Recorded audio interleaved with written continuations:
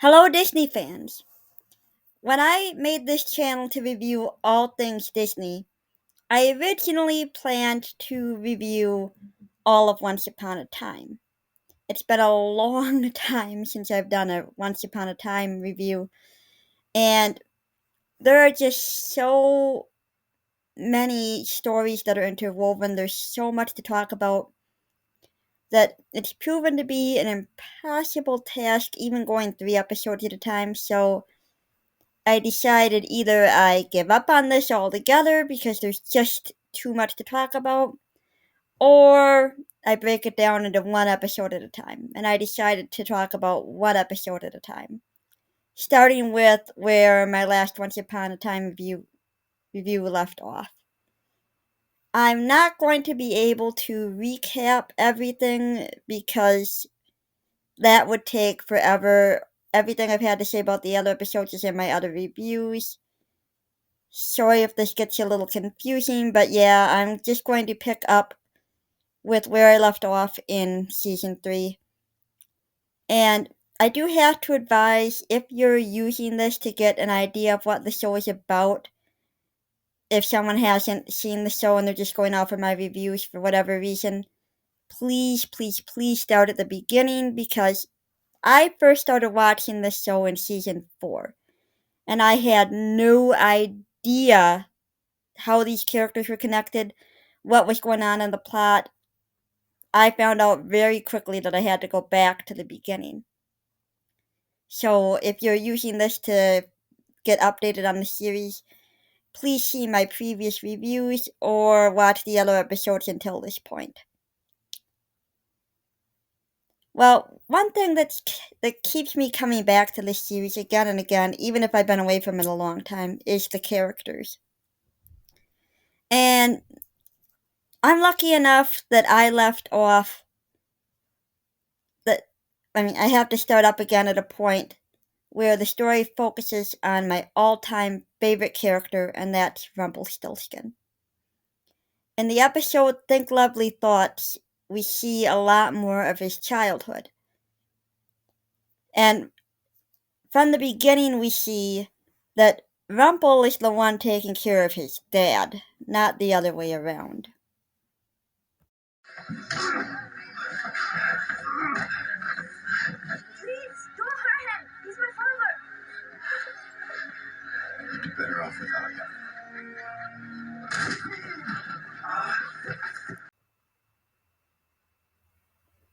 Young Rumple is played by Wyatt Olaf. I gotta give this kid a lot of credit, especially when it comes to his dialogue. Adult Rumple is, of course, played by Robert Carlyle, known to his friends and his fans as Bobby.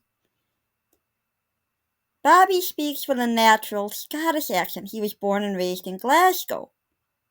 Wyatt Olaf is an American born in Illinois, so he had to work hard to get the accent right. And I have to say, in my opinion, he did a good job of it. He does an impressive job through this whole episode, convincingly playing Rumple as a young boy. Now, Rumple's dad, Malcolm, if you want to call him a dad, which is a pretty big stretch, is not in the least cut out to be a father. He decides to leave Rumple with a couple of spinsters. Now, spinsters can be taken, in more modern language to mean an unmarried woman.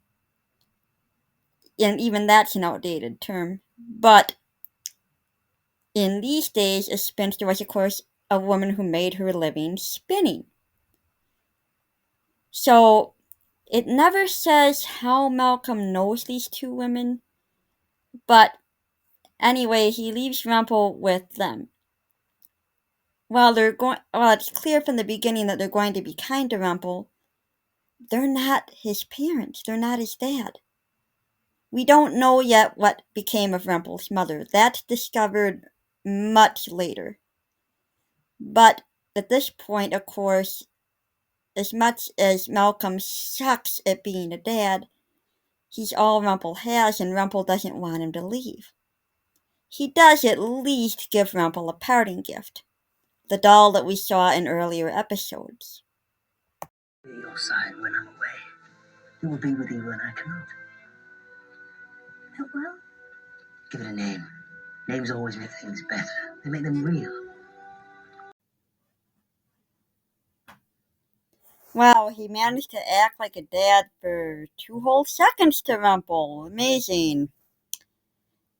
Well, back in present day at Neverland, it's revealed that there's the prophecy that the boy will be Rumple's undoing, as the seer once told him. The boy, of course, referring to Henry, who everyone is at Neverland to rescue. Automatically, everybody just goes with the idea that Rumple's going to kill Henry. And the reaction is, it's got to be heartbreaking for Rumple. You left before we even made sure. You wanted to get to Henry first. To be on his own. So no one could stop you. So you can kill him. It's not gonna happen. Not unless you go through all of us first. Rumple just went through a centuries-long search to be reunited with his son. He's not about to hurt Henry. In fact, he even stated earlier multiple times he is there fully intending to sacrifice himself for Henry. Nobody believes that, but Rumple does have something with him to give him some credibility. He sent Ariel, the Little Mermaid, in a previous episode to go get Pandora's box, which can trap anyone inside of it. He gives that to Bay, so Bay knows if he would try anything, which he isn't going to anyway, Bay could easily stop him. Well, back in Rumple's childhood, he's getting probably the first compliments he's ever gotten in his life from the 2 women who are now raising him. Someone so young in such a short time. Look at him. He could spin for kings and queens one day. I didn't think I had any talent. More than talent, a gift. I really wish we got to see more of these 2 women. Like I said, they're the only ones throughout Rumple's whole childhood who have shown him any kindness. Well, the poor kid has the idea, hey, if I can spin well, that means I can earn money, and that means that my dad and I can be together. Well, these 2 ladies tell him as gently as possible, look, your dad's not looking for a job like he said he was. He's at the pub. Getting drunk, gambling, he's not going to ever be a good dad for you. And they also tell him that the only way he's probably ever going to have a happy life is going somewhere where his dad's reputation can't follow him. Too many people know that Malcolm is a liar, a cheat, he's no good. So they give Rumple a magic bean that will take him somewhere far away to another land where his dad's reputation won't matter. But as always, family is everything to Rumple. He's just a kid who wants his dad. And he goes, finds Malcolm at the pub, and he offers to use the magic bean to take them somewhere where Malcolm's reputation won't matter. Malcolm thinks of a place he's been when he was a child. It's the most wonderful place. What was it called? Neverland. Back in present-day Neverland, they found the Lost Boys camp. And they know there's probably going to be danger in there, obviously. And I love Rumple's quip when he takes Hook's sword here. You mind if I, borrow this? You said no magic, I agreed, but I'm not walking in there with nothing but my good looks. They go into the Lost Boys camp, but of course Pan isn't there. Pan has already taken Henry to Skull Island because he supposedly wants Henry to save magic. In the camp, the others find Wendy, and she tells them the real reason that Pan needs Henry. I really need your help. Please. Pan told Henry that he needs his heart to save magic. It's a lie. He needs it to save himself. Someone watching the series for the first time might be wondering, okay, what does all of this have to do with what we've seen so far with Rumple going back to Neverland with his dad? The stories are obviously connected, but the connection, how exactly they're connected, that's a real twist. And even though it's very different from the versions of the fairy tales that we know so far, I mean, what hasn't been changed from the original fairy tales at this point? And I think from a storytelling perspective, it's a very interesting twist. And it makes a lot of sense with what we know about the characters so far. While on Neverland, Malcolm, Rumple's dad, wants to be able to fly. But he finds out he can't. The pixie dust doesn't seem to be working for him, and he can't figure out the reason why. That's when the Shadow, Peter Pan, starting to see something going on here, okay. The Shadow comes to him and tells him why the pixie dust won't work. Who are you? I am the sole inhabitant of Neverland.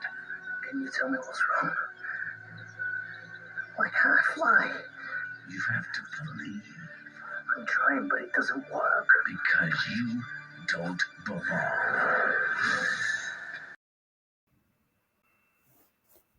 Now, Neverland, up until this point, isn't the nightmare that we see it in the show in the present day. It used to be a wonderful place for kids to visit in their dreams. But kids are not meant to stay there. And this is what the Shadow tells him. He can't stay. He's not a kid anymore. By the way, the Shadow is voiced by Marilyn Manson. Kind of an interesting casting choice. I have no opinion one way or the other of Marilyn Manson as a performer otherwise, but I do have to say, nice voice acting here. So, he has to believe in order to be able to fly. And he has to be a kid. Well, on Neverland, you can get anything you want by just believing it. And Malcolm thinks that in order to believe he's a kid again, he has to get rid of Rumple. And he has the Shadow take him back to the two spinsters, much to Rumple's absolute horror.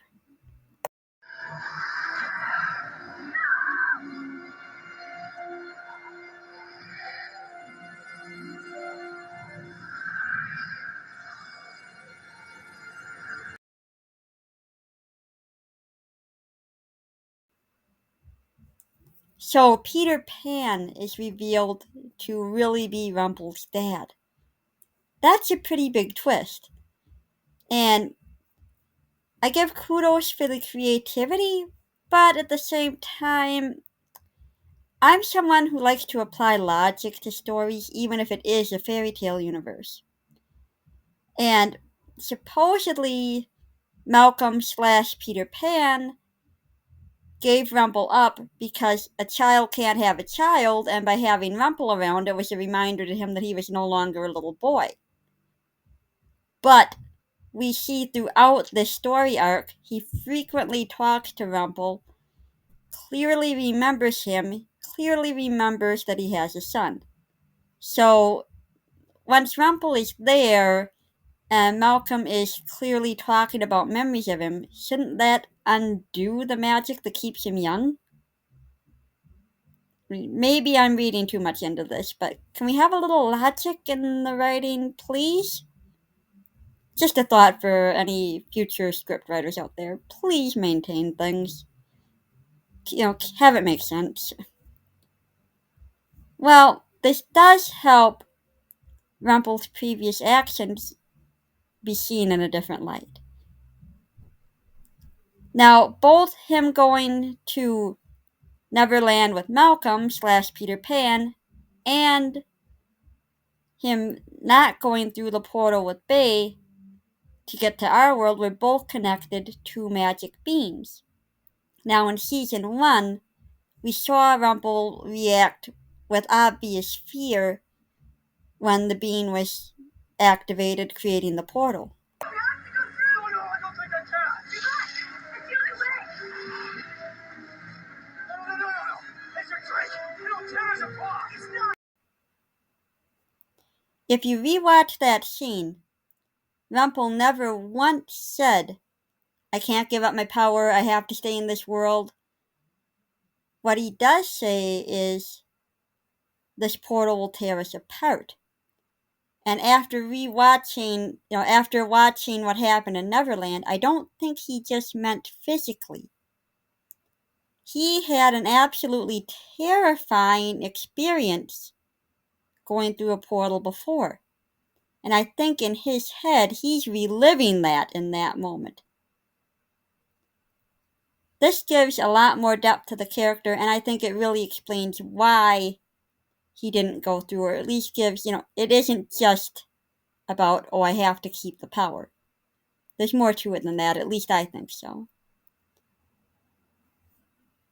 Now, the rest of the heroes have finally found Skull Island, but Pan has set up a barrier. Only Rumple is going to be able to get through to Henry.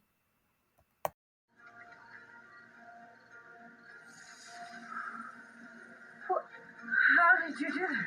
The spell is designed to keep anyone who casts a shadow from entering. And you don't have one. He was telling the truth about ripping a shadow off. And Pan knows it. That's why he cast the spell he did. This isn't about keeping you out. It's about drawing me in. Rumple makes it past the barrier and of course finds Pan, and Pan actually tries to pull convincing Rumple to join him to stay with him, as if they're still father and son. Stay with me. Let this go. Let's start over. Do you think I want to be with you? That I could ever forgive you? I remember when I watched this episode the first time, and I have to admit, I knew of course Rumple would never let Henry be killed. Ever. But I did wonder just slightly if Rumple might try to do something to redeem his dad. Because we saw how much Malcolm meant to Rumple when Rumple was a little boy. And family has always been everything to Rumple. But Rumple's smart enough to know that someone who does what Pan did is not family to him. And he's not going to fall for being lulled into, we can be together. However, he's underestimated what Pan can do just by wishing for it on Neverland.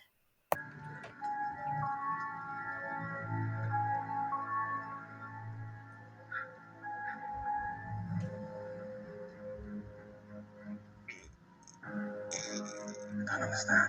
Because you don't have it. You switched them. With Pan being Pan, of course he uses Pandora's box to trap Rumple, the way Rumple would have trapped him. Now, back in the past, we see that the Shadow took young Rumple back to the Spinsters, and they take him in, they tell him he'll always have a home with them, and they try to comfort him as best they can. Now, we also get one last piece of information here. Exactly why Malcolm changed his name to Peter Pan. Now get some rest. And you feel better. Later we'll spin. Where's your doll? I lost him. Oh, well, we'll make you another one. Could give it the same name. No. Peter Pan is gone forever. Now, this actually re-emphasizes what I said before. Malcolm supposedly gave up Rumple so he could forget he had a child, so that he could believe he was a child himself. We see him earlier, just a few moments earlier, wanting Rumple to join him, or at least claiming he did. So obviously he still remembers. And we learn that Peter Pan named himself after the toy that he gave Rumple. His name is his very name is a reminder that he has a kid. So how does giving Rumple up let him believe he's a kid when he remembers that you see what I'm saying? The writing in this episode has started to go downhill. Well, the others make it through the barrier because, obviously they have to get rid of their saddles. And Regina and Emma work together to actually create a lunar eclipse so that there's no light so that they can't have a saddle. Everybody makes it through, but Henry is convinced by this point that he has to give up his heart in order to save magic. Pan's told him that it'll mean that he'll be trapped on Neverland forever, but of course it's gonna kill Henry. Now, Henry won't believe the adults when they tell him that, because Pan convinces him they're only trying to save you, they're only trying to be selfish and keep you with them. So Henry doesn't listen, gives Pan his heart, and of course, now Pan is restored to full power.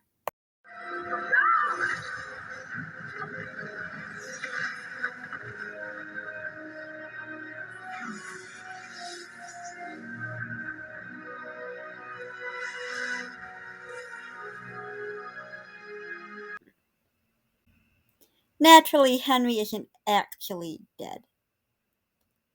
He's pretty much the focal point of the series. Anybody think they're actually gonna kill him off?